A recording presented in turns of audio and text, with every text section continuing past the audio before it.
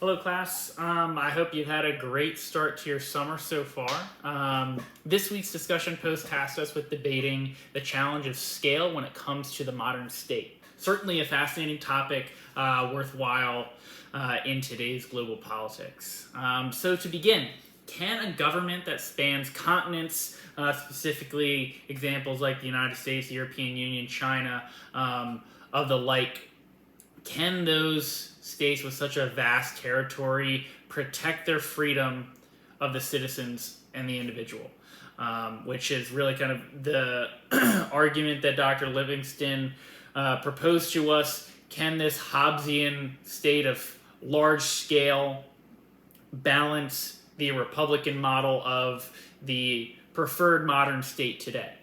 Today, I argue that Hobbesian ideology, which does favor a large, powerful state to ensure order, is fundamentally incompatible with this Republican model that many of our super states have been practicing and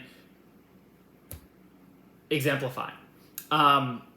In our modern world, where liberty and freedom have become that expectation of these super states, again, United States, European Union countries, for example, the reality is this: that the larger the population, the territory, it really has become physically and realistically ineffective to support these freedoms and liberties for every citizen. Because with the size and scale, there naturally has to become more coercion for the Hobbesian model and more structure, which in turn limits people's freedoms and liberties. So that control contradicts the very essence of what republicanism and this representative identity of the citizens and their role in the government process aims to accomplish. So again, as Hobbesians view, which Dr. Livingston promotes, this larger state scale, Hobbes believed that though in order to maintain and grow a large state, the government needed to be strong. Preferably a monarch, in his ideology, required there to be coercion in order to maintain that control. Therefore, liberties would be limited.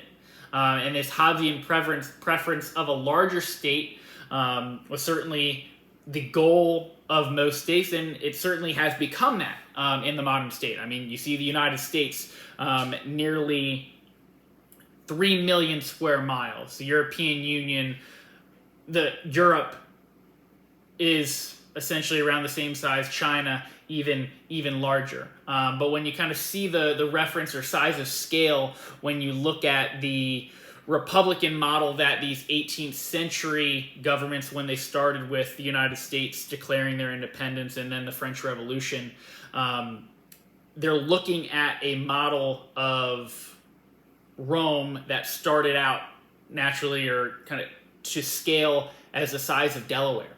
And then by the fall of the Roman state, their size was about a third of the United States. So you may say, well, the United States and Europe are still 3 times larger than the size of Rome when it fell. But you can still argue that there's significantly a lack of representation, effective representation, where, I mean, even today's United States, you have state senators that are representing still dozens of millions of individuals. Do they truly have that representative force to sustain and maintain citizens' freedoms and liberties effectively? I'm arguing they don't have that. And this idea of a modern state with scale to effectively maintain a republican form of government where the people's liberties and freedoms are maintained through a direct representation of their vote and participation, size doesn't allow for that. But I do really, I think this is a really fruitful debate, and I can see both sides. So I'm really looking forward to seeing how everyone kind of debates and argues this topic. Certainly, the United States has this track record, and the model that we set in 1776 and 1789 when our Constitution was ratified. That we have maintained and grown as we saw it fit to as manifest destiny. But as our country has and our government has evolved, power has become a lot stronger with our government. And there are certainly citizens that have felt, and rightfully so, their liberties have been impacted negatively or restricted in order to maintain control for the government and the state. So really the argument is the preference and the goal to be a larger state, or is it to maintain the liberties of all citizens? In my view, I believe that the goal should be to maintain that Republican ideology, and I believe that a true Republican form can't be sustainable with a larger state.